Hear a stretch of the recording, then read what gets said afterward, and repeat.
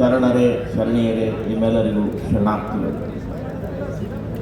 ಮಾತುಗಳು ಸಾಕಾಗಿರಬೇಕು ಅಂತ ಕೇಳಿದರೆ ಶರಣರೊಂದು ಮಾತು ಹೇಳ್ತಾರೆ. ಕೆರೆಹಳ್ಳ ಬಾವಿಗಳು ಮೈ ತೆಗೆದರೆ ಗುಳ್ಳೆ ಗೋಚರಗಳ ಕಾಣಬಹುದು, ವಾರಿದಿ ಮೈ ತೆಗೆದರೆ ಮುತ್ತುರತ್ನಗಳ ಕಾಣಬಹುದು, ಕೂಡಲ ಸಂಗನ ಶರಣರು ಮನತರದು ಮಾತನಾಡಿದರೆ ಲಿಂಗವೇ ಕಾಣಬಹುದು.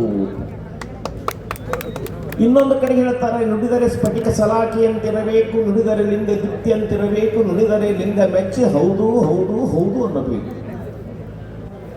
ಯಾವೇ ರಾಜಕಾರಣಿಗಳಾಗಲಿ ಶಬ್ದಗಳು ಇತಿಮಿತಿಯಲ್ಲಿ ಇರಬೇಕು. ಇವತ್ತು ಪ್ರಿಯಾಂಕಾ ಖರ್ಗೆ ಅವ್ರ ಬದಲಾಗಲಿ, ಡಿ ಸಿ ಅವ್ರ ಬದಲಾಗಲಿ ಮಾಧ್ಯಮದಲ್ಲಿ ನಾವು ನೋಡ್ತಾ ಇದ್ದೇವೆ. ನಾರಾಯಣಸ್ವಾಮಿಯವರು ಹಿರಿಯರು, ಅನುಭಾವಿಗಳು ಇಂಥ ಮಾತುಗಳನ್ನು ಬಳಸಬಾರದು. ನಾಯಿ, ಹಂದಿ ಇವು ಶಬ್ದಗಳಲ್ಲ. ಇದನ್ನು ನಾವು ಖಂಡಿಸ್ತಾ ಇದ್ದೇವೆ. ಮಠಾಧೀಶರಾಗಿ, ಪ್ರಗತಿಪರ ಮಠಾಧೀಶರಾಗಿ ಅದನ್ನು ಖಂಡನೆ ಮಾಡ್ತಾ ಇದ್ದೇವೆ ಅಂತ ನಿಮಗೆ ಹೇಳ್ತಾ ಇದ್ದೇವೆ. ಇದನ್ನು ಸರಿ ಆಗ್ತಕ್ಕಂಥದ್ದಲ್ಲ.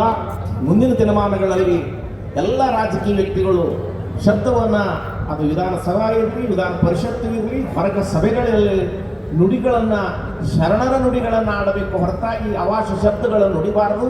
ಅವರಿಗೆ ಶೋಭೆ ತರ್ತಕ್ಕಂಥದ್ದಲ್ಲ, ಅವರ ಘನತೆಗೆ ತುಚಿ ಬರ್ತಕ್ಕಂಥದ್ದು. ಅದಕ್ಕೆ ಪ್ರಿಯಾಂಕಾ ಖರ್ಗೆ ಮುಂದಿನ ದಿನಮಾನದಲ್ಲಿ ಇನ್ನೊಂದು 10 ವರ್ಷ ಬಿಟ್ಟೆ ಅಂದ್ರೆ ರಾಜ್ಯದ ಮುಖ್ಯಮಂತ್ರಿಗಳಾಗ್ತಾರೆ. ಅಂಥ ವ್ಯಕ್ತಿಯಾಗಿರ್ತಕ್ಕಂಥ ಪ್ರಿಯಾಂಕಾ ಖರ್ಗೆ ಅವ್ರ ಬದಲು ಮಾತಾಡಿದ್ರು, ನಾರಾಯಣಸ್ವಾಮಿ ಅವರು ಮಾತಾಡಿದ್ರು, ನಾನು ಖಂಡಿಸ್ತಾ ಇದ್ದೇವೆ ಪ್ರಗತಿಪರ ಮಠಾಧೀಶರಿಂದ. ಇದು ಶೋಭೆ ತರ್ತಕ್ಕಂಥದ್ದು ಅಲ್ಲ ಅಂತ ಹೇಳಿ ನಾನು 2 ಮಾತುಗಳಿಗೆ ವಿರಾಮ ಕೊಡ್ತೀನಿ.